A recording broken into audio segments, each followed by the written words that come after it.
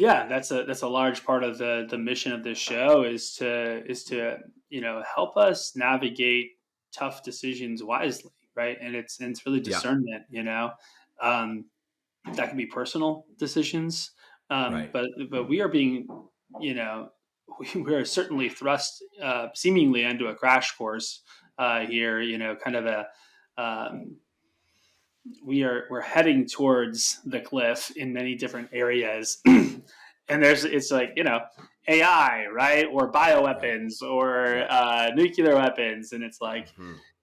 we are essentially, just look at the last two presidents. I'm not a fan of either of them, one from each Yeah. side. Right. um, Right. Where do Neither. we go from there? It's like, What do we do? you trust them with all of Hmm. these sorts of Hmm. things, and Yep. we've been completely disconnected, honestly, from that. And then you look at COVID, you look at deaths of despair, whether it's drug overdoses or suicides. You Hmm. know, all of these things are going up. Even I was listening yesterday, work participation. Even though like there's plenty of people to work, the people just aren't working.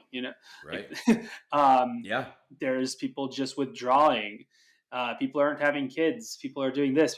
There's so many different sort of things that were just like disconnected from what we're, you know, kind of designed to do. And the reason for that is, I suppose, Yeah. it's the body, it's the experience that we're having, and we're just stuck in our head.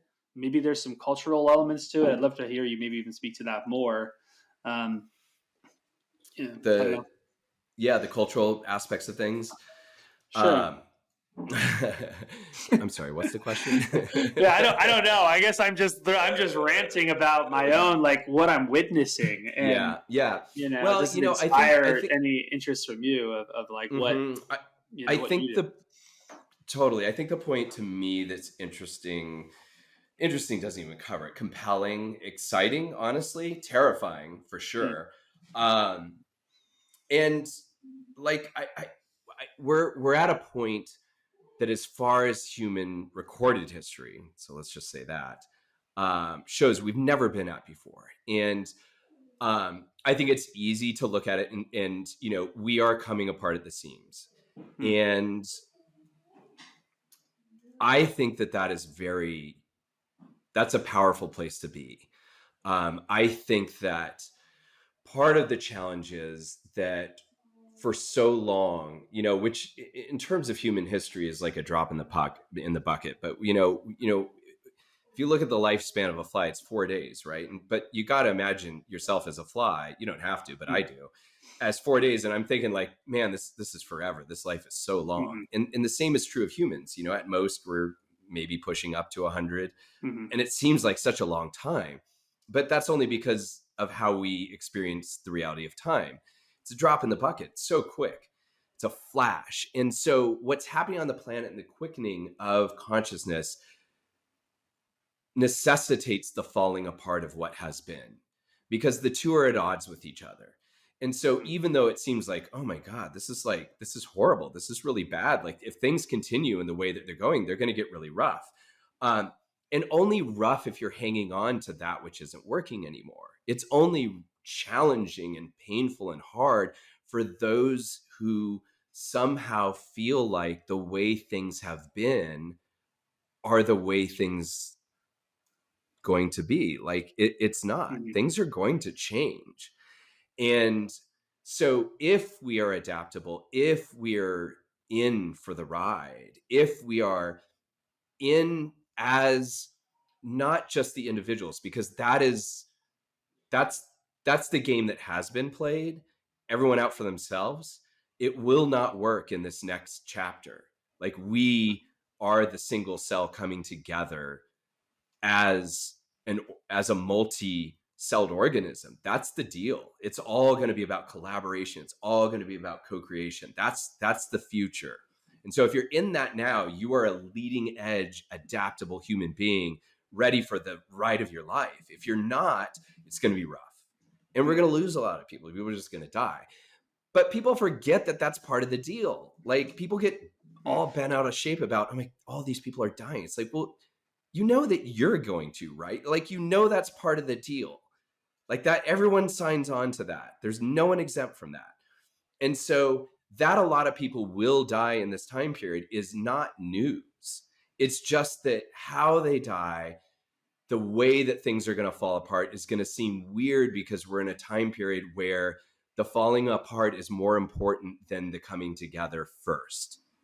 I mean, nobody is going to hire someone to redo their kitchen and not expect them to do a whole lot of demolishing before they build.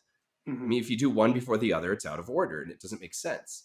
But when we see that happen on a human level, on a cultural level, on a business level, on a money level, on a, you know, on a health and well-being level, you know, we poop our proverbial pants because Mm-hmm. you know, it's not a kitchen remodel. It's us. It's our life. It's a, you Yeah. know, it's way more personal. I want to make sure I'm attuned to what you're saying. So it's like, it's not that you don't have compassion, right, for these people who are, No. Oh, it's like, 100%. yeah. I Uh, cry like every day. So, you know, like I literally do. If I go a day where I don't cry, and that may sound crazy to your listeners, but I mean, it's not a bad thing to me. It's not like my life sure. sucks. My life's amazing because I cry. I Mm-hmm. also feel a lot of joy. So, Mm-hmm. no, I have tons of compassion for people who lose people. I mean, my God, it's horrible, right? So, I'm just saying, in the grand scheme of life itself. So that's the Mm-hmm. other part. It's like For sure. we're not good with emotions enough to allow you know, when people die, we're numb from the experience, so it feels Mm-hmm. hard. But if we were, you know, in indigenous cultures, they have literally they have women who are there as wailers, as grievers, for to Mm-hmm. help the people who aren't so good at it. They're like, okay, you and you cry about everything. Okay, you are officially the grievers because when someone dies, you're obviously going to cry, right? So you're the cry obvi group. And in your crying, you're going to support people who suck at it because there's a bunch of people in our community who suck at crying. It's no big deal. It's just, that's just how they operate. But they're thinkers, so we want them to be thinkers because that's important. Mm-hmm. So they have it baked into the matrix of their community to have people who are really good at crying to be in support of the people who suck at it, right? So it's like a natural thing. Well, we have dismantled that and we've pathologized it and we Mm-hmm. disconnect it. You know, we sit in movies and watch people get blown to bits. Not anyone's shedding a tear. I'm like, how can you watch that shit and not lose your mind? So people have become so desensitized. So no, I'm saying the opposite. I'm saying become very sensitive to all this stuff and cry your brains out when something horrible happens. And that's the adaptability part. The people who are not adaptable and all this stuff, you know, if stuff does fall apart more than it already has been, which, you know, I mean, it kind of seems like it could, Mm-hmm. um, they're going to be frozen in a non-feeling, non-capable, non-doing space. And you know who's going to rise as the emergent leaders? The listeners of your podcast, like the Mm-hmm. people who you coach, because these are all the human beings who are curious and entrepreneurial, which means they're risk takers. And they're here for that ride. They're like, I'm here to create business that's not here. And if my business doesn't work, then I'll just create another business that needs to come in because that's how entrepreneurs think.